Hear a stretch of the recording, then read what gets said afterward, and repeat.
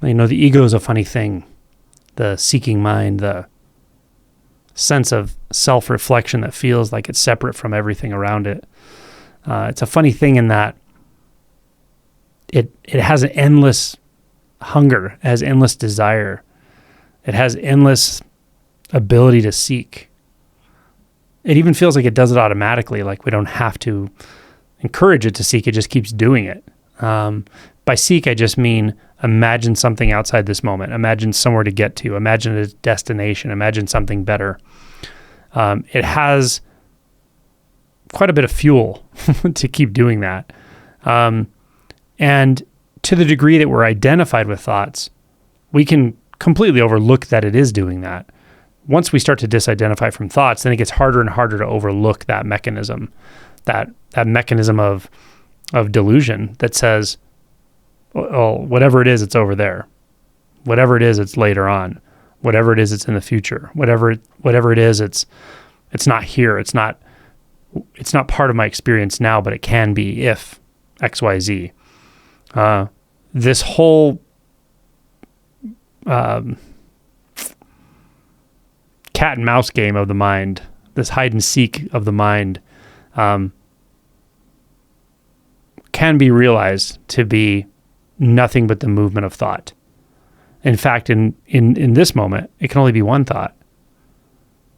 In this eternal moment, which eternal meaning not in time,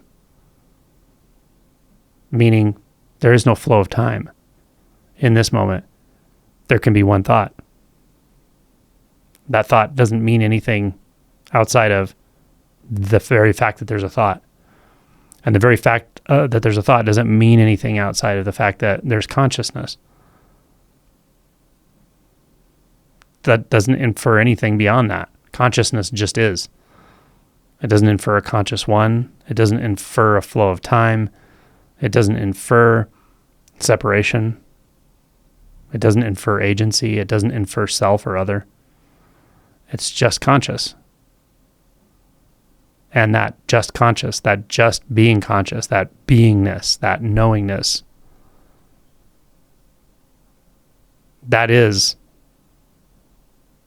in one sense, the only practice there is. And it's actually a non-practice. You're stopping the practice of creating a future. You're stopping the practice of seeking. You're stopping the practice of, or the habit of, convincing yourself somehow that there's something beyond this, or being convinced that there is a self that can hold that view, that can hold any view. So this is a stopping. It's a net stopping.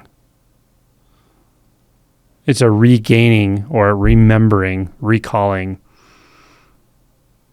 something that you've actually never forgotten. It can't be forgotten. It just is. It's so clear,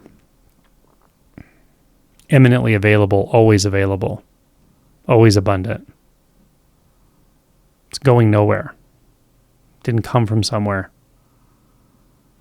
Not apart from anything.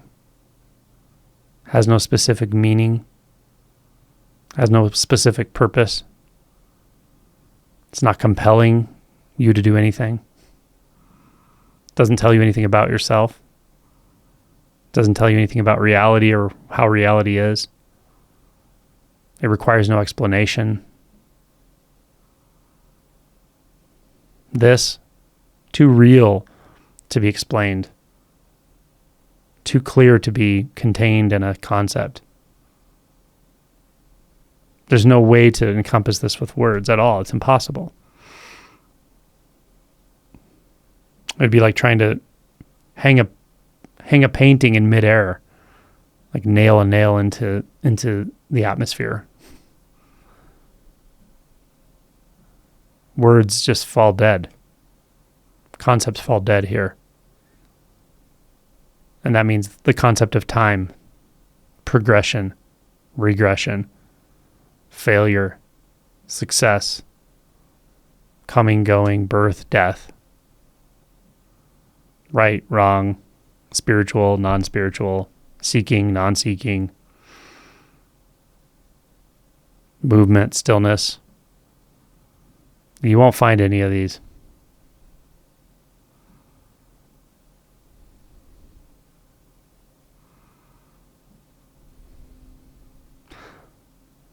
Sometimes that's called emptiness, but I could just as easily call it fullness. But it's neither, because it's not relegated to any way of being. It's not relegated to any inherent form of existence.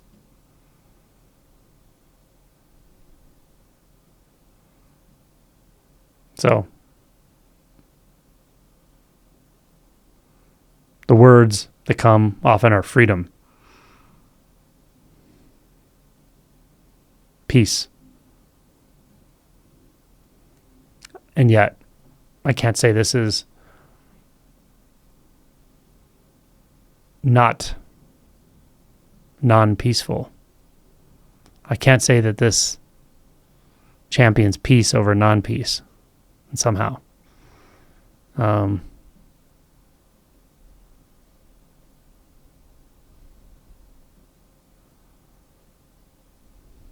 Free. But it doesn't exclude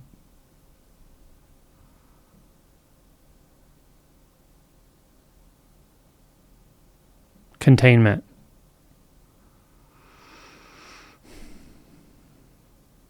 It's like, where does containment meet freedom? I could say the absolute, but it doesn't exclude the relative, or it doesn't exclude the conventional. So where does the absolute meet the conventional? Where does inside meet outside? Where does birth meet death?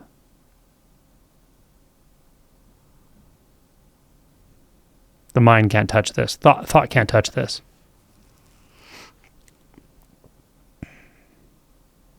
So this is why what I described as the first awakening or first shift is so important, because the upshot of that shift is ultimately realizing that thoughts aren't real. The story they're telling of you, of your life, your past, your future, what you want, what you don't want, these are not defining of anything. Those don't point back to anything. There's no self behind that. You may not see that right away. You may just see that those thoughts are suspect, that they can't be counted on. They don't need to be counted on. You don't have to live in that world of thought, being contained in that. But you may not yet realize the true implications of that there's no self behind any of it. But those are the implications, and that will be seen. And that's just freedom. Freedom from the fundamental illusion of self. Because self is so exclusionary. It excludes so much.